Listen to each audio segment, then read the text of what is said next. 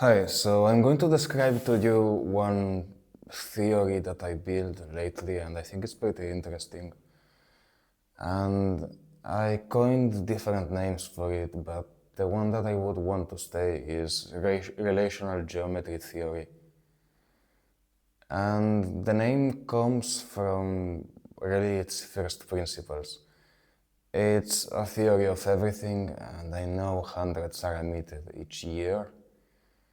And people generally don't have high hopes for them precisely because of this, because obviously every single one of them has been discarded. And if it were otherwise, we would have already known of this new model that can fit everything and actually explain the singularities and constraints laid by the divergence between the standard model and quantum mechanics.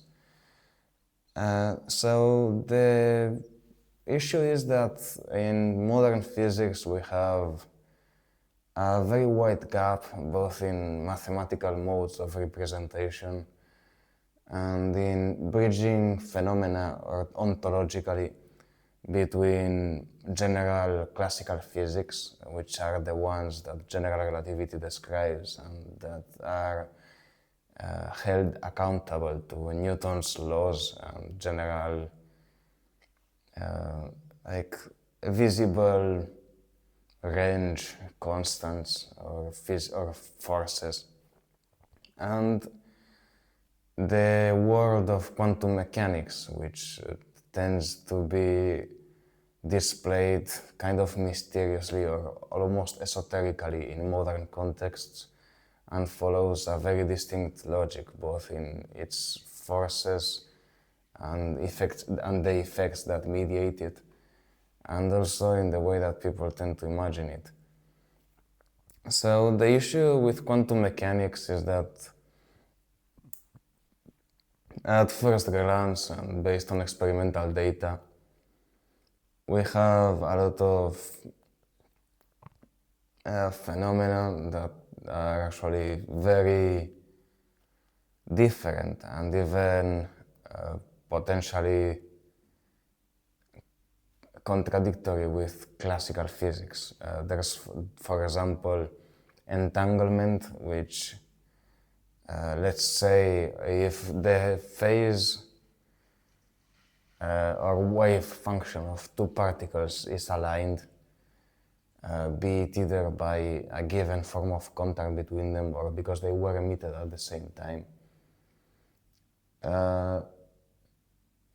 they basically lock in, and the phase information of one is connected to the other, even if they are both spread out hundreds of thousands of kilometers or even an infinite amount. And as it is widely known, this effect and the changes in this effect happen faster than the speed of light.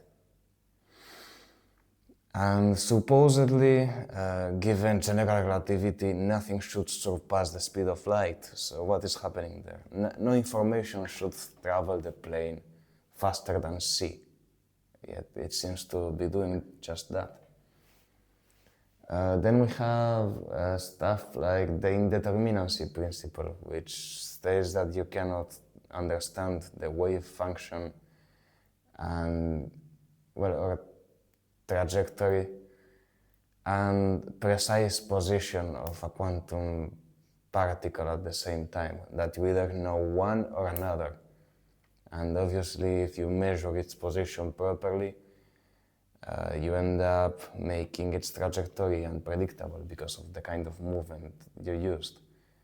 And if you happen to measure its trajectory properly, you will make it so its position becomes uncertain.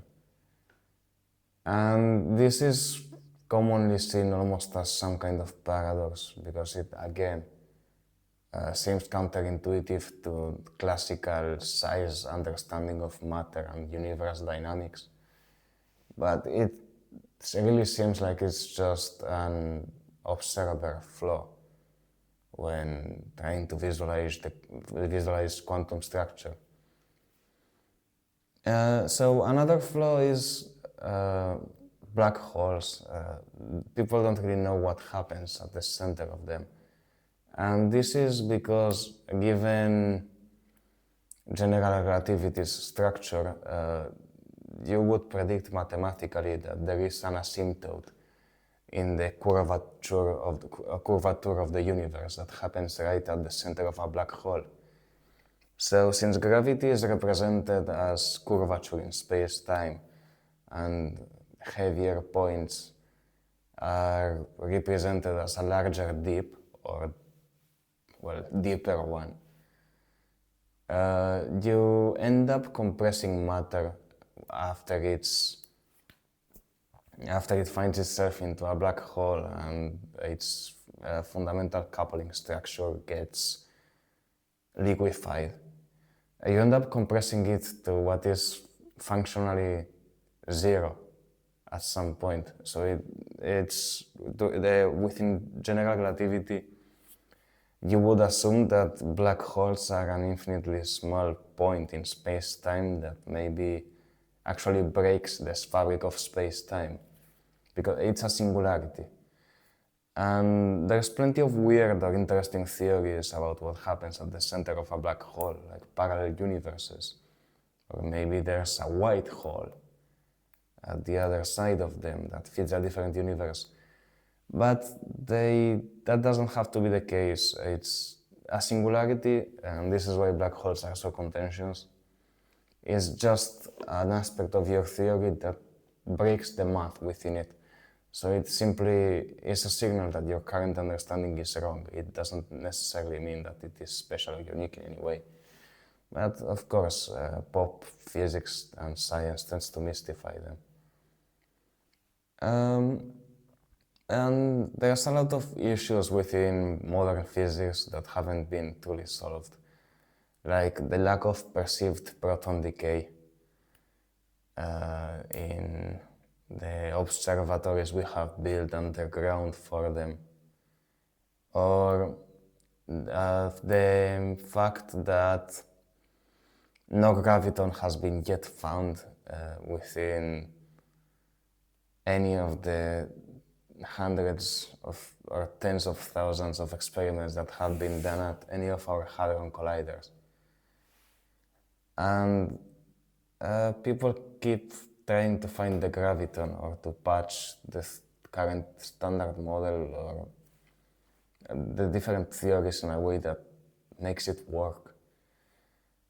The graviton is basically a type of boson that mediates gravitational force. There's also but I don't think it will be found. There's also the hierarchy problem in physics, which basically is the question to why gravity seems to be so much weaker than all the other fundamental forces, such as the strong force, the weak force, and electromagnetism. And there are no good answers to this within general physics. There's just a lot of issues within the current models, but also the baryon asymmetry problem. The current patch for it is just that during the early universe there may have been a 1 in a billion surplus of baryons, that is to say normal matter, over anti-baryons or antimatter. But there is not really any proof for this, and their mutual annihilation would have had to leave a very intense universal photon or radiation background. And this again is patched with another claim that it was all absorbed during the high density early universe as thermal radiation, and that it simply contributes to the background radiation we already see within its lattice. Or the early universe expansion problem, which is basically if the universe happened from a big bang all of a sudden, then why didn't it all collapse into a massive black hole?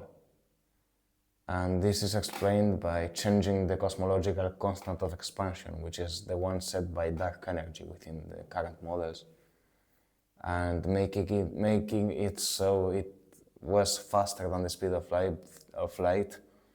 But not only that, but nearly infinite within the current models, which is again a pretty ugly patch. So there really are a lot of issues within modern physics, and I'm very interested in theoretical models overall.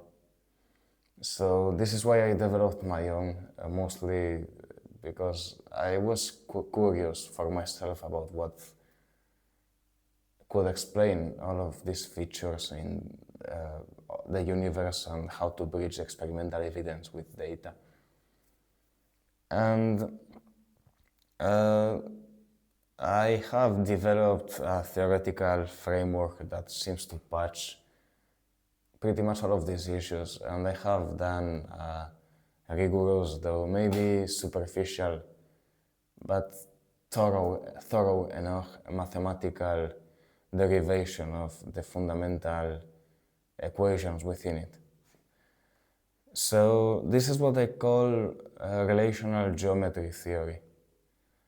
And I call it this because as opposed to many modern frameworks that assume a dimensional manifold as a base layer of reality, which general relativity also does in its equations, and time also as something that is fundamental, akin to a dimension. I do not assume any of those. I think they are emergent from the properties of the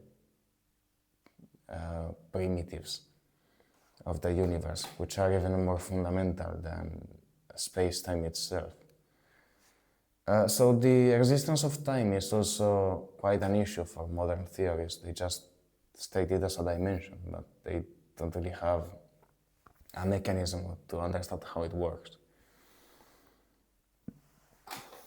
So within my theory, we start off from two primitives and one rule. And again, I derived this entire theory from my own intuition and rigorous capacity to weight out different variables in a way that makes precise enough sense to be viable informationally. And basically the two primitives are relational structure, like relationships, abstract relationships, or information, like a very highly coherent state of relational entanglement that is pre-geometric, so it doesn't actually have space or time, it's just relational coherence. And I mean coherence as in quantum physics terms. A coherent system within quantum physics is the one which maintains indeterminacy. So particles are coherent when they have a quantum field, basically. Though I know, but I'm explaining it superficially. And they lose coherence, which is called decoherence, when their wave function collapses sufficiently to be predictable or coupled to regular matter, such as in matter congregates, metals, or any form of bound structure that doesn't have quantum properties anymore. And we start off with this one simple relational coherent bundle in the early universe. And there are there's one rule, which is that there is strain, which is pretty much tension that becomes applied to this into this coherent structure, which is pre-geometric. And one rule, which is that the universe functions in such a way that minimizes general degrees of tension or strain upon the system as it advances. So we have this very coherent relational bundle, which is subject to tension, and it progresses in a way that minimizes global tension as it evolves. So the relational bundle is composed of energy. It's not dimensional, it's just a bundle of energy. And uncoherent quantum phases. And this bundle starts crystallizing at some point due to unknown reasons, really. But it starts crystallizing, and because it crystallizes, it needs to decay or decohere into point-like states which are bound to space. And they set basically a point that they occupy in geometry. And because they occupy a given point or another, that creates relational differences between them, which is really all that is needed for geometry. And by decohering or becoming coupled to geometry, space is generated. And they also add a tiny amount of space each time they decohere in order so that the matrix grows as to account for them. And this is basically what causes the expansion of the universe. So the universe, at its very beginning, is the process by which this relational coherent state that is pre-geometric, is geometrically agnostic, decoheres locally and creates geometry through it. And because everything in the universe starts with this relational bundle that starts before space and before time, time is actually just the rate or metric by which this system is updated. It is not a fundamental dimension. It is just the rate of update or of change of the system. It describes abstract relational patterns. Time is just an abstraction of state. It is not a real dimension. So then we get space-time. Because the universe naturally expands in order to be able to hold this decoherence. And because it happens very fast at first, as the universe starts crystallizing, we get a general universal expansion. So matter is deposited, well, not matter, but these points that aren't even bosons or protons or, baryons yet or anything, because they have no charge. These structures start crystallizing, and the thing they crystallize into is the gluon field. So they are then part in this primordial state of the SU3 layer of the gauge groups. But they aren't yet part of the SU2 or electromagnetic and Higgs layer. So they are coupled to the structure of geometry, but they aren't yet baryons or anti-baryons. They are just slightly decoherent points in geometry. And because they are part of the SU3 gauge group, they already show strong force interaction patterns. And the structure of the gauge groups is pretty interesting. If we account for them existing within a universe whose fundamental constraint or process function is to minimize strain, we may understand that they are emergent from fundamental geometrical limits. And I have derived this evidence myself, but I studied it later and I realized that it has already been mapped like 2 months ago by some other independent researcher. And so you can basically derive the gauge groups as geometric entropy minimization outcomes or necessary answers to the universe. So they are basically the only solution mathematically to minimize strain for geometry. And this is because in order for the universe to be stable, combinations that happen across it need to be permutable. So and we see this in pretty much how every lepton, baryon, or anything interacts within it. So we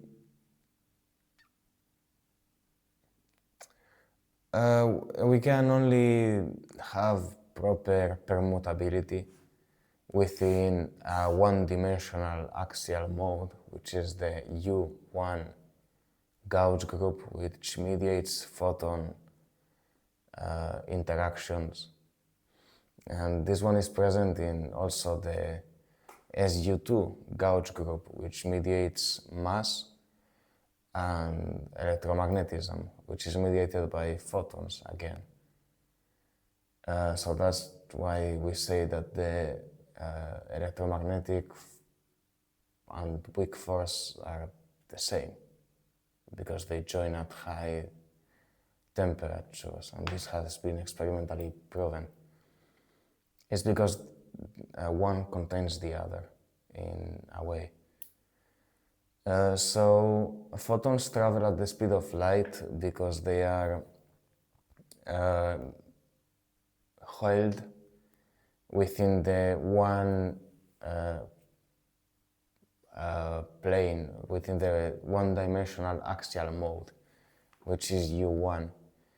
And because it's one-dimensional, it can't carry other information than vectorial force, well, vectorial orientation.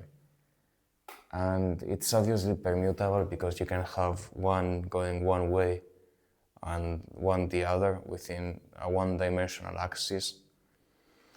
So there are antiphotons as well as there are photons.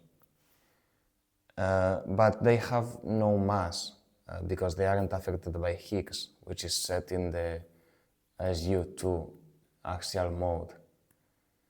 So photons have no mass, and thus they travel at the speed of light unconstrained. And within the SU2 gauge group, it is also permutable because you can have you can reorient points within it in such a way that a lot of combinations have proper chirality and can be mirrored. And one side or axial dimension of this field or mode accounts for mass, which is mediated by the Higgs boson.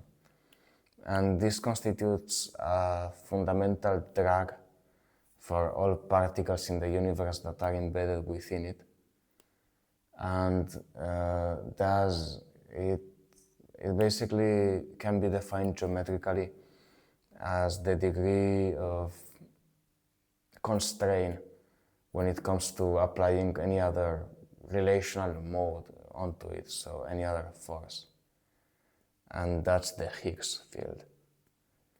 And then there's SU3, which is interesting because it is three-dimensional, because it has three axial modes. And this is mediated by gluons, and it is particularly interesting because there is a more limited amount of permutability within its constrained phases. And this is because you can actually arrange particles within a three-dimensional plane, or let's say a sphere, for imagination's sake, in a way that is permutable. There aren't that many combinations within which you can do that properly. But because it's three-dimensional, even if you can arrange them as such in relationship to itself or a local bundle, so let's say one proton, it can be that the quarks within it are arranged in such a way that they are permutable without losing, with proper isomorphism. But even if they are locally permutable, this doesn't create proper stability within general or relational space, because you don't only have one local bundle, you have many of them, which are protons, neutrons, and all other particles that are embedded within SU3. So this creates a certain amount of strain or global tension within the system that are gluon interactions. And the most stable state geometrically that minimizes strain given these constraints is for SU3 interactions to be fixed. Well, modes, they are basically fixed and they require a lot of energy to dismantle, and we can actually break protons artificially or synthetically within hadron colliders. But it hasn't ever been observed in nature, so we can assume that it never happens naturally at normal energy levels in nature. And this is against what normal models predict. And it is caused by the fact that it is necessary within the universe to stabilize or fix this kind of the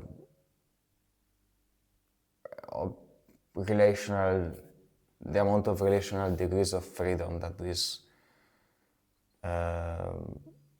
quarks have in order to minimize relative general strain. And because they are fixed, there's still some interaction between them that isn't satisfied given constraints. So, basically in the U1 axial mode, there is absolutely no drag or there aren't any constraints, and photons can flow at light speed, which is universal maximum. And within SU2, particles are semi-free and, well, partially free, but also constrained. They are free under given conditions. One mode of the SU2 group is instantaneous, so that's what accounts, for example, for magnets being able to interact instantly at light speed, even though they are separated by an object, let's say, or they are a distance apart. And yet when you move one magnet, you generate heat in the other, because they are still connected via the via basic mass, which is given by the Higgs and the electromagnetic interactions. So there is clearly a a form of constraint within them that only allows a given amount of stable system states. But when it comes to SU3, you basically have, by necessity of strain minimization, these fixed points, because it's the pretty much only possible configuration within the three-axial mode. But because it is, there is a certain amount of imbalance, relatively, you can, well, there's this excess amount of force produced, and this is the most efficient way the system can digest it or process it is to actually manifest it as a meta function. That is the result of the global mode of the quarks and particles, everything within the gluon condensate. So this is what actually manifests as gravity. It's like metaphorically a very minuscule leakage from gluonic interactions given the strain minimization function of the universe. And because the SU3 gauge group is more fundamental and the other ones are embedded within it, these interactions and gravitational pull are primordial. So you basically have this lock-in that sets a given amount of geometrical pattern space that quarks and other particles can follow in order to pass the filter to be converted into electromagnetic function within SU2. And not all configuration of SU3 geometry allow matter to pass the filter. So dark matter isn't composed of axions or any weird esoteric stuff.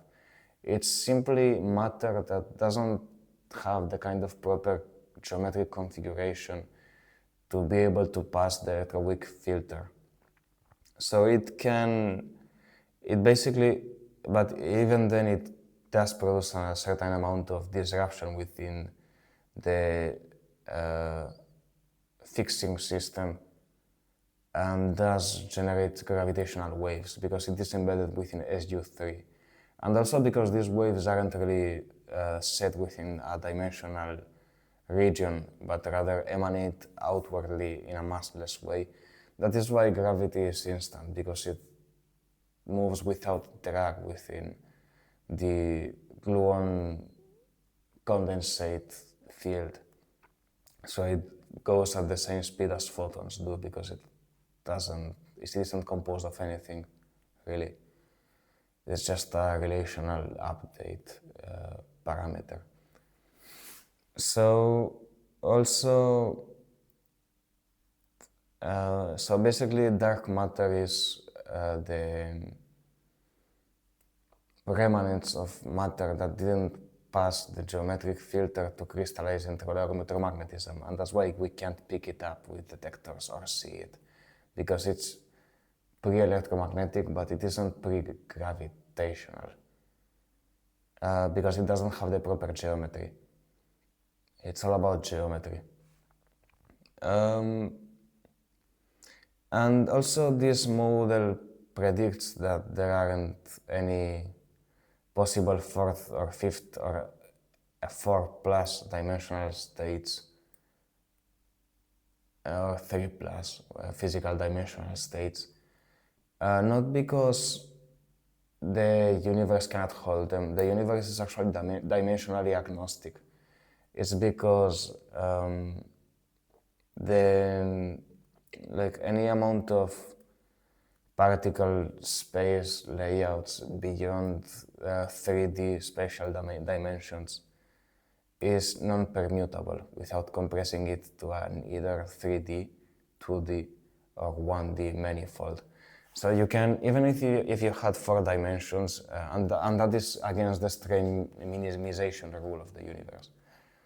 So the universe is wants to maintain coherence. It's kind of lazy. It wants to maintain coherence and logic at all costs. So it doesn't.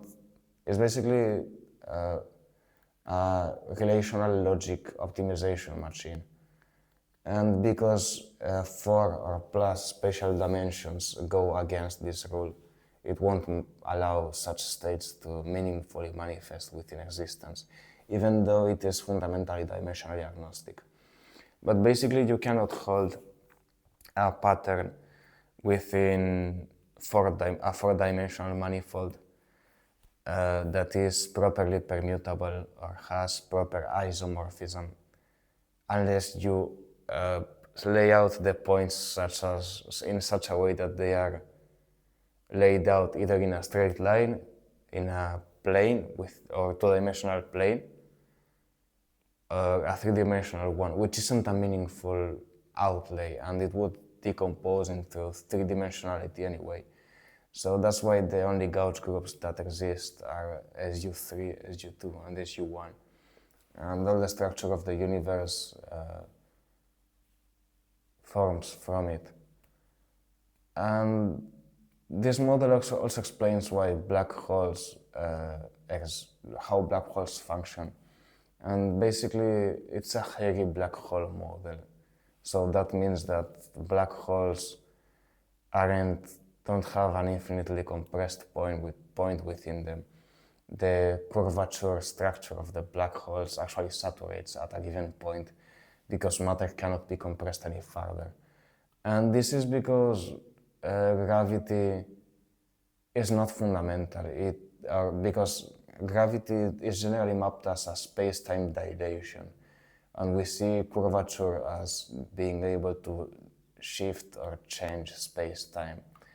But within this model, gravity and even geometry itself and space-time is secondary to informational and relational particle dynamics. And because the relational objects are stabilized and fixed in such a way that disassembling them or erasing them would actually increase global strain, you cannot delete them, and they are primordial, so they actually form before space-time. And because they are there before space-time is a thing, you can't actually compress them, even if you may try to increase space-time curvature as imagined in general relativity. So relational geometry theory debunks black hole models that are so many things weird. Also, it eliminates the multiple universes or infinite universe hypothesis, because quantum mysticism doesn't exist. It's just geometry, and wave function collapse and entanglement and all of that are just a secondary effect of the universe having its fundamental state as a pre-geometric relational coherence network. So entanglement, for example, at large distances is explained because the phase of those particles is locked at a pre-geometric level. So they are locked in such a way that part of them is pre-geometric. And because geometry hasn't crystallized them wholly into our universal layer, they still interact and are bound relationally before geometry sets in. So that's why change manifests faster than light, because it is not traveling through space. It's happening before space. And it also removes indeterminacy as just an observer flow. And also the double grid experiment happens because when you observe particles, you actually interact with their phase state and you decohere them in such a way that they sync up with the matter that composes classical material. And thus you collapse their coherence into geometry. So you turn their coherence into geometry and they act in a way that is more classical. So it is not that they were everywhere, it's just that they lacked geometry. And that's the proper way to view it. I hate quantum mysticism because it is very unclear and uses terms that aren't precise. For example, we use color to describe possible quark and gluon modes within the three axial mode group, which is like SU3 gauge. But color is simply a tool that our brain uses to process reality, and it is not a primordial function. So we should not use that because they don't have color, it's just geometric alignment. And everything in physics should convey that mathematic symmetry and composition, because physics is just applied mathematics. Thank you very much.